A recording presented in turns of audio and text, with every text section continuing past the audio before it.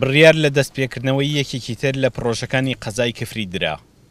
پرۆژەی دووسایدکردنی ڕێگای دەواازەی باشووری شارەکە کە ماوەی 4 ساڵە بەهۆی قەیرانی داراییەوە کارەکانی ڕاگیرا بوو، ئێستا تەواو دەکرێت. ئەمە دوای ئەوە دێت کە لە ڕابردووشدا بە بڕیاری قوبات تاڵەبانی جێگری سەرۆکی حکوومەت چەند پرۆژەیەکی تریش بۆ قەزاکەت جێبەجێکران.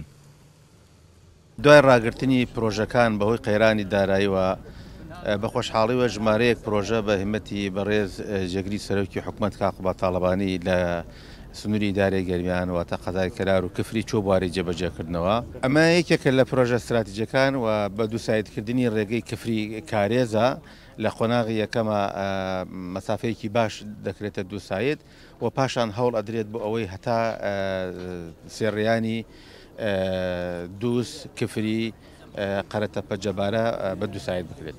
دیارە جگەل لەم پرۆژەیە دوو پرۆژەی گرنگی ترمان هەیە. ئەو دوو پرۆژانەی زیاتر لە 3 ملیاری ماوە هەر پرۆژەیەکیان ئەوەی گەڕێکی ئیمام محەممەدی تازە و لەگەڵ گەڕێکی ئازادیا لە 38 تەواو بووە و گەڕێکی ڕاپەڕین و شەهیدانیش لە 118 تەواو بووە.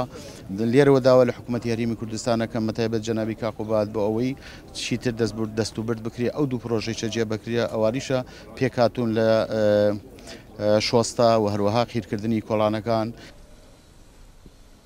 قیرتا و پرۆژەکانی ڕێگاوبان یەکێکن لەو داواکاریە زۆرانەی کە بەردەوام دانیشتوانی ئەم شارە بۆ حکوومەتی بەرز دەکەنەوە.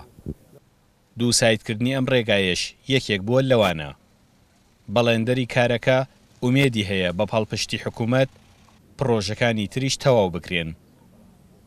ئەم پرۆژە لە 2015 وەستاوە. ئێستا ئێمە وەکو کۆمپانیا ئەم پرۆژە مەسئولیەتە لەسەر شانی کۆمپانیا. حکوومەتیش ئەوەی کە ئیبینی نێواشی ئاشپاری بەڵێندەرانەداتەوە وەزعی قەیرانی ئابووری بەرەو کۆتایی ڕۆ ئینشاءڵڵا. ئێمەش ئەمەلمان هەیە لە ئایندە ئەم پارە وەرگرینەوە، بەڵێ لە ئەستۆی لەسەر حسابی خۆمان هەڵەسین بە تەواوکردنی ئەم پرۆژەیە. لە هەفتەی پێشوو کە ڕۆیشتووە کارە ئیدارەکان لەگەڵ جەنابی خایم خام سەرۆکی شارەوانی بەڕێوەبەری گشتی شارەوانەکان لژنەی لاوەکی قسەمان کردووە، دەست بەکاربوونمان بۆ کراوە. لەم دوو سێ ڕۆژەی ئایندەی ئایلەکان تێ ڕۆژی یەکشەمە بە فعلی ئینشاءڵڵا لەسەر پرۆژە کارەکەین.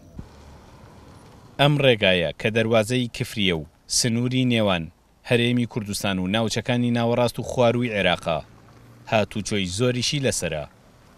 1,888 ملیۆن دۆلاری بۆ تەرخان کراوە و بڕیارە لە 7 مانگیشدا تەواو بکرێت. سامان کەریم کورد، سات نیوز، کفری.